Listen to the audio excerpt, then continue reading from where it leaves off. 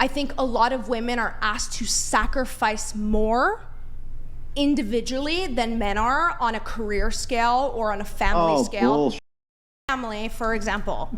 What? So what about the nuclear family is asking women to sacrifice things that the men isn't? How many men do you know that were ever stay-at-home dads? My dad, for one, for several years of my childhood. Statistically. Huh? No. Sorry, go ahead. I'm just saying there is an expectation on women, from whether it's a natural perspective or an evolved perspective. Women bear children for a duration of 9 to 10 months.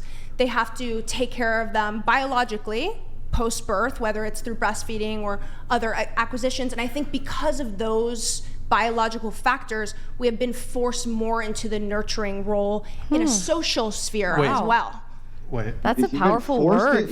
Forced is a really powerful word. Hold on. Can you just repeat? You said that how many men do you know who were stay-at-home dads versus stay-at-home moms? Grid One Motorsports donated $200. If you think it is easy to be a man, read Self-Made Man by Nora Vincent. Yeah. Your little mind will explode. Your simplistic arguments insult literally everyone watching this program. Let the adults talk. For those who don't know, Nora Vincent, a woman who did this like kind of experiment where she basically lived as a man. I don't think she was transgender, but she dressed like a man, looked like a man, lived like a man. And she was like, because she's a feminist, oh, this is going to be so easy, blah, blah, blah, all this privilege. And then actually it was just totally brutal, like the 100%. Social aspects of it. But you were saying something about, well, how many men do you know who would be stay-at-home? Agreed, but to your point, I think it is very hard to be a man, the same way it's very hard to be a woman, the same way it's very hard to be a human being. No part of my argument was saying that it's not difficult. What's the thing with the stay-at-home parent, though? I just think statistically, until very recently, it was significantly less likely that men would be stay-at-home parents, as well as the failure of our career system not allowing men to take paternal leave. Well, do you think that there's just, I would argue that there's, like, who would you say is to blame for that? That, like, men just, don't want to be... I'm not blaming anyone. I'm saying it is a natural part of our society that women have been excuse me. Yeah. Language. Didn't you earlier say that you want a guy to pay for the first date? If he asks me out, if I ask him out, I'm happy to pay. Do you ask guys out? Yeah, I have. Okay. In the Generally past, for speaking, sure. do you think who's initiating first dates? Obviously, men. I would probably argue 99% of first dates, men are the ones initiating. I don't know. Men are kind of scared these days, so well, I would say it's fairly even. But all I was saying that because of the actual biological factor of being a childbearing woman, not that all women are, I think there is a standard in our society that women are these nurturing roles, and that reflects in the careers that you proclaim that women succeed the most in. But hold on, I'm going back to this. You stated something about. But I mean, why? Hold on. Why is that? You stated something about, well, men, they wouldn't be these stay-at-home fathers. Well, that's amazing. I didn't say that. Hold on, you said something about. I didn't. Then restate it for me. I'm saying. When you consider the fact that even if you look in the court of law, even when the mother is the unfit parent, the court of law in a divorce case will always favor the woman getting custody. Sounds like a female privilege, doesn't it? I mean, if having to deal with kids, 3 screaming children on your own is a privilege to you, maybe. But I think that aspect of female privilege was created by if there's the a patriarchy. If there's a custody dispute, sure. Somebody's desirous of having custody. Sure. So let's assume that it's the man who's desiring custody and the woman doesn't want it. That wouldn't be a male privilege that he doesn't get custody. Why do you think I'm saying male privilege or female privilege? I'm saying objectively in the court of law, they favor women, and that's a negative a lot of the time for men who want to participate in parenting. I think women are looked at as mothers in society, and that's not necessarily always true and not necessarily always fair. And men are looked at as wallets. And providers and disposable. Oh, that's terrible. I'm sorry that's been your experience. I'm not saying one is worse than the other or one's untrue. But you said something, I'm trying to get back to the original point. You said something about single stay-at-home fathers. Yeah. What was your argument? I was just stating that there are less stay-at-home fathers, as well as And the that's- failure of our career system that does not allow a lot of men to take. That's because of a mating pressure that women put on men, not because that's entirely a mating pressure that women impose on men. We went around this table. All of you said the guy has to make this much money. He has to pay for the first date, blah, blah, blah. That's a mating pressure you impose. I mean, I've It has dated nothing to do people with from patriarchy. multiple different. I think it's difficult to argue that, oh, well, this has nothing to do with this, and this is the only reason that this is aligned, and this is the only problem. Like, none of us are arguing that men don't have problems in dating. I'm not saying that it's ethical that men are expected to be providers, but when you create a system in which there is a historical aspect where women were meant to provide children and They still essentially are. sex to men, a Yeah, but man it's still the provides his system. own service. That is his Listen, service of listen, taking hang on, care hang of on. his family. That system, what's wrong with that system? That's a good system. We need women to provide children. Nobody else can provide children except women. We're in overpopulation. Actually, already. we're not. We are approaching population decline Yeah, like, they're rapidly massive. around We're the in globe decline today. across the board. Not only are we in decline across the board, but if you look at some of the Asian nations like South Korea, for instance, it's not even 1-to-1 for replacement. If you Yeah. look at Japan, right now, they're about to have a crisis where they have more elderly people than they have young people to take care of the elderly people. The This is 50 a most cataclysm powerful which is countries in the coming. world actually cannot replace their current population. The So my 50 question most becomes powerful this to countries. you, right? My question becomes, why is this a bad system? Why do you think that it's bad that women are moved by society to stay at home and take care of their children? Why do you think that that's bad? That seems to be the most efficient system. Could you even think of a better system? Tell me, if you could come up with your dream system, what would it even be other than that? My dream I can't wait to have children. I love children. Personally, it's never been a question for me. I can't wait to have children. I love children. I work with kids a bunch, and I think it's such a great blessing, motherhood. Not that everyone needs it, but for me personally. So I'm not at all anti-children, but I'm just I personally would love to have a family and have that dynamic. So you actually can't But- think of a better system than that.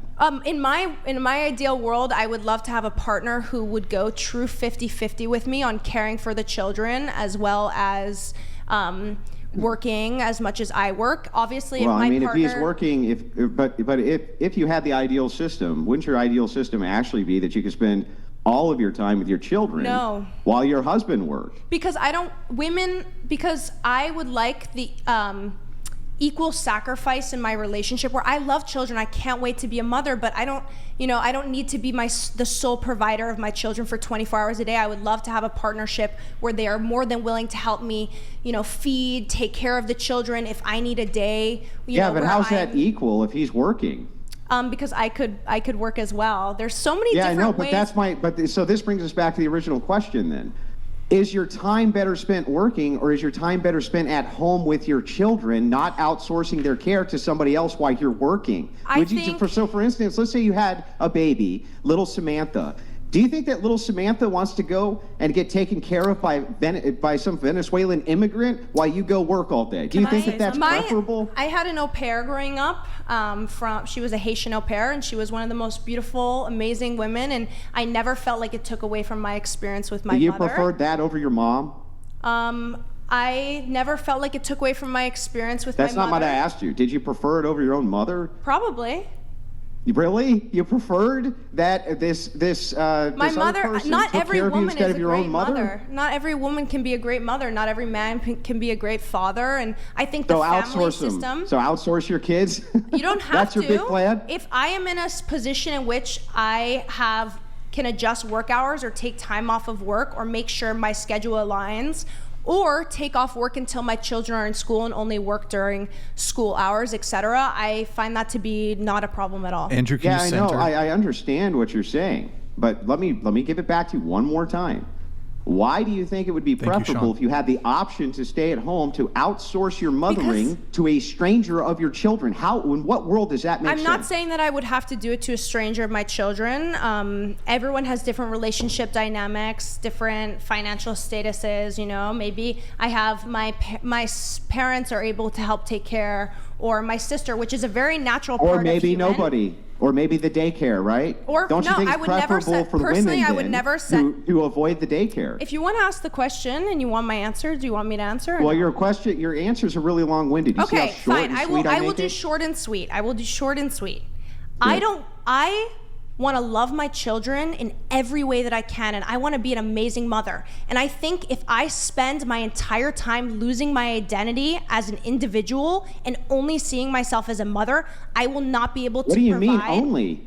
Wait, what could possibly be more important than being a mother? There's nothing you could ever do in your life that's more important. So for a man, it's more important for him to be a father. Name one thing you could do that's more important than being a mother. God, being a good one.